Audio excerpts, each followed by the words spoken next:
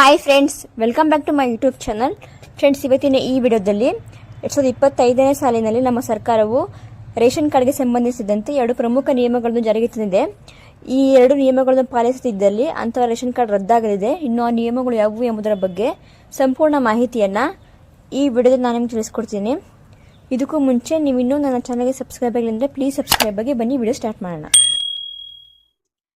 Ration card ಇದ್ದವರಿಗೆ 2 ಹೊಸ rules. ಹೌದು ಸ್ನೇಹಿತರೆ, ರೇಷನ್ ಕಾರ್ಡ್ ಇದ್ದವರಿಗೆ ರಾಜ್ಯ ಸರ್ಕಾರ 2 ಹೊಸ ರೂಲ್ಸ್ ಜಾರಿಗೆ ತಂದಿದೆ. ಈ ರೂಲ್ಸ್ಗಳನ್ನು ಪಾಲಿಸಿದರೆ ಮಾತ್ರ ರೇಷನ್ ಕಾರ್ಡ್ ಚಾಲ್ತಿಯಲ್ಲಿರುತ್ತದೆ ಹಾಗೂ ಅನ್ನಭಾಗ್ಯ ಯೋಜನೆ ಅಡಿಯಲ್ಲಿ ಅಕ್ಕಿ ಮತ್ತು ಅಕ್ಕಿಯ ಹಣ ಸಿಗುತ್ತದೆ. ಆದ್ದರಿಂದ ರಾಜ್ಯ ಸರ್ಕಾರ ಜಾರಿಗೆ ತಂದಿರುವ ರೂಲ್ಸ್ಗಳು ಯಾವುವು ಎಂದು ನಾವು ಕೆಳಗಡೆ ತಿಳಿಸಿದ್ದೇವೆ. ಇ-ಕೆ-ವೈ-ಸಿ ಹೊಸ ರೂಲ್ಸ್. ಹೌದು ಸ್ನೇಹಿತರೆ, ನಮ್ಮ ರಾಜ್ಯ ಸರ್ಕಾರವು ಈ ಹಿಂದೆ ಹೊಸ ರೇಷನ್ ಕಾರ್ಡ್ ಹೊಂದಿದಂಥ ಕುಟುಂಬಗಳಿಗೆ ಇ-ಕೆ-ವೈ-ಸಿ ಮಾಡಿಸಬೇಕು ಎಂದು ಆದೇಶ ಮಾಡಿತ್ತು.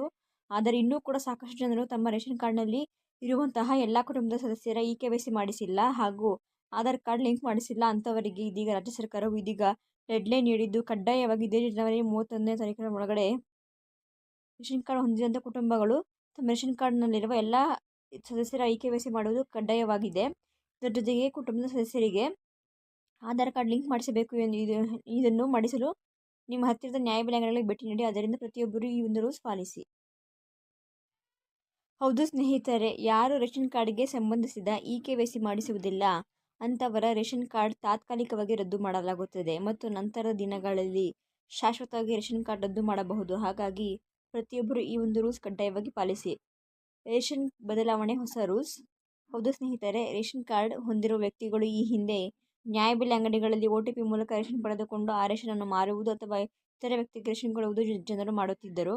ಆದರೆ ಇನ್ನು ಮುಂದೆ ಇದಕ್ಕೆ ರಾಜ್ಯ ಸರ್ಕಾರ ಕಡಿವಾಣ ಹಾಕಿದ್ದು, ಇನ್ನು ಮುಂದೆ OTP ಮೂಲಕ ರೇಷನ್ ಪಡೆಯುವುದನ್ನು ರದ್ದುಗೊಳಿಸಿದೆ. ಹಾಗಾಗಿ ನೀವು ಇನ್ನು ಮುಂದೆ ರೇಷನ್ ಕಾರ್ಡ್ ಹೊಂದಿದ ಅಂಥ ಕುಟುಂಬದ ಯಾವುದಾದರೂ ಸದಸ್ಯರು ನ್ಯಾಯಬೆಲೆ ಅಂಗಡಿಗೆ ಭೇಟಿ ನೀಡಿ ಬಯೋಮೆಟ್ರಿಕ್ ಮೂಲಕ ರೇಷನ್ ಪಡೆದುಕೊಳ್ಳಬೇಕಾಗುತ್ತದೆ. Thank you guys.